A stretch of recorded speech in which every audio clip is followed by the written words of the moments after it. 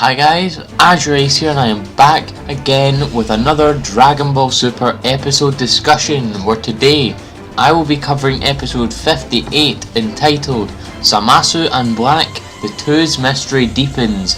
Pretty good episode if I have to say, absolutely no action at all, but that's not necessarily a bad thing. Sort of like an episode grace period just to explain a few things to us, get everyone back on their feet. But I kind of like that just because it gives the viewers time to adjust to what's just happened and what's going to happen within the next few episodes. But without further ado, let's just get right into this. We start where 57 left off with Zamasu confronting Zuno in order to find out information about the Super Dragon Balls. Zuno tells Zamasu exactly what he told Bulma and Jackal way back when, that the balls are wish orbs and were created by Zarama or Zalama, however you prefer, in year 41, and they were split between both Universe 6 and 7. Now this is something that interests me quite a bit because it seems like the only place that the Super Dragon Balls exist are Universes 6 and 7, which is probably why Zamasu came to Universe 7, just so that he could get them, which means they obviously don't exist in Universe 10, and he keeps going on with somewhat useless facts, making Zamasu become a bit impatient, slashing at Zuno with his Aura Blade thing,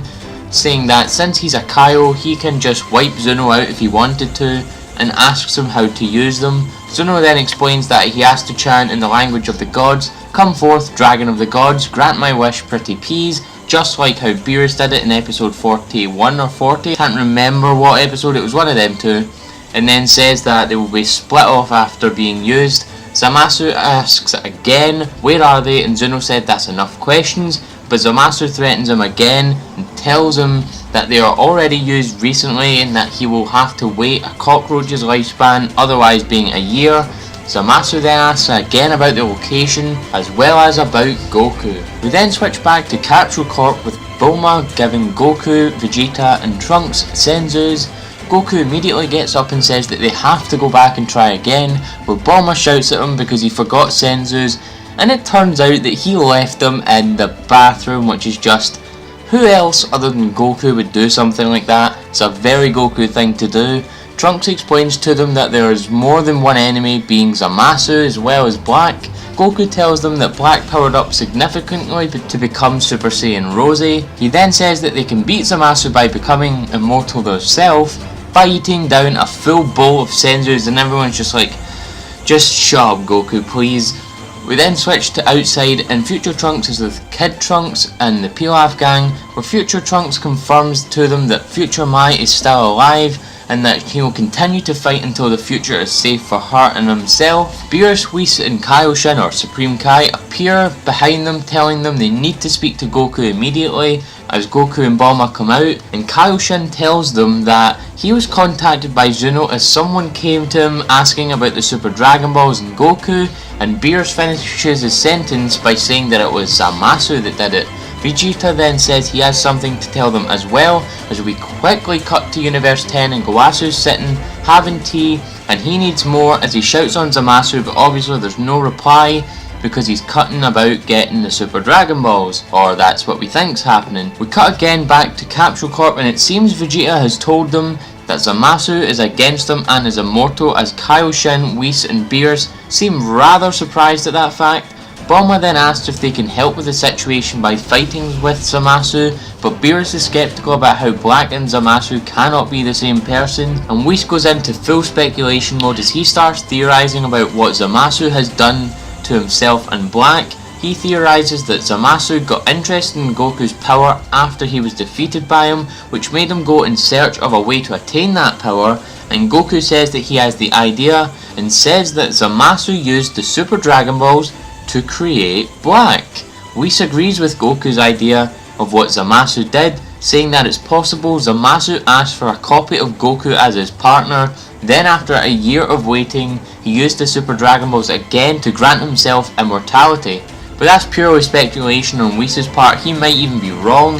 Beerus says that Zamasu isn't that patient enough to wait a year to use the Super Dragon Balls again, and says that it could have possibly been that he used the time rings to skip forward 1 year.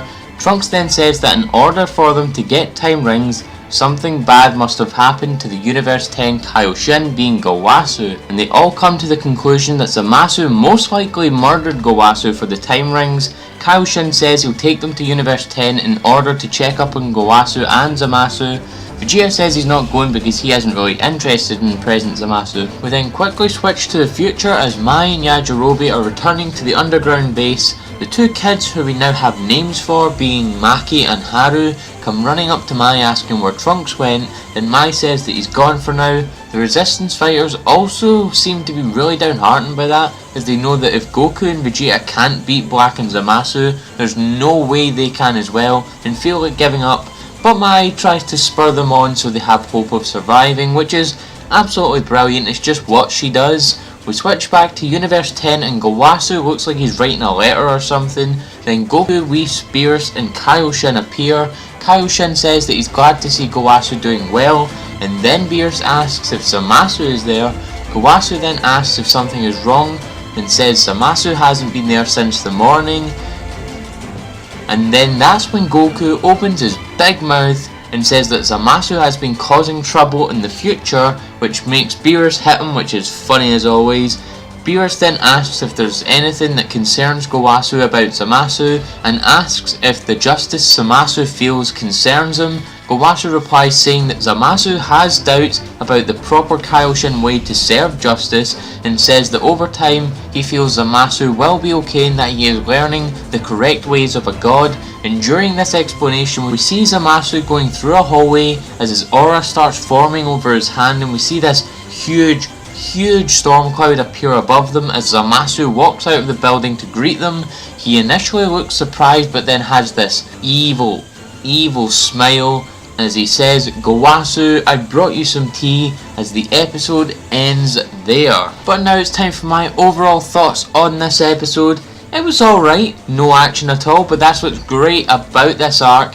They take time out to explain things, talk about them, and make sure that the viewer is well informed of the situation before moving on. It allows the pacing to be in the middle of fast and slow, which is absolutely perfect pacing for Super. Something that interests me greatly is that Gowasu probably knows Zamasu isn't fit for the job of Kaioshin, so he just continues to try and trust and rationalize his actions, which is obviously kinda weird, and one thing, as we'll see soon, will lead to his demise.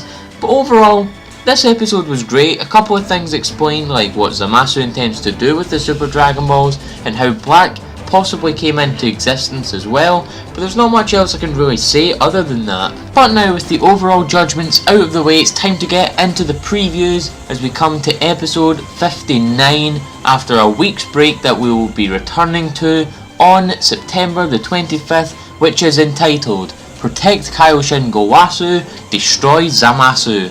As we get into the previews, we see Zamasu giving Gowasu food or whatever. Looks a little bit like eggs or maybe some soft cake of some sort. And Goku's being hit by Beerus again as Beerus drags him away. Nothing too interesting yet. But now we see the main beef of the episode. Zamasu gives Gowasu this green tea looking drink. And we see Whis, Beerus, Kaioshin and Goku keeping a very close surveyed watch over Gowasu and Zamasu. Then we see the big kicker. Gowasu takes a drink of the green tea and drops it, spilling it across the table. Now what I believe is happening here is that Zamasu has poisoned Gowasu, which will inevitably lead to Gowasu's death. And we see this evil grin again on Zamasu's face as we finally see Whis, Beerus, Goku and Kaioshin facing off against Zamasu as Zamasu forms his Aura Blade and goes to strike down Goku, with the previews ending there. So very interesting stuff in 2 weeks. I'm going to be very intrigued to see how they deal with Zamasu, as I feel that he can't be immortal yet since he hasn't made his wish yet, but who knows, we'll have to wait 2 weeks to find out the truth. But nevertheless, if you guys like this video, please leave a like and a comment in the comment section below. Share this amongst your friends. I've been Azure Ace, and thank you for coming to the video. It is I, Vegeta, the Prince of all Saiyans, and you're watching Azure Ace. Subscribe for more content like this one.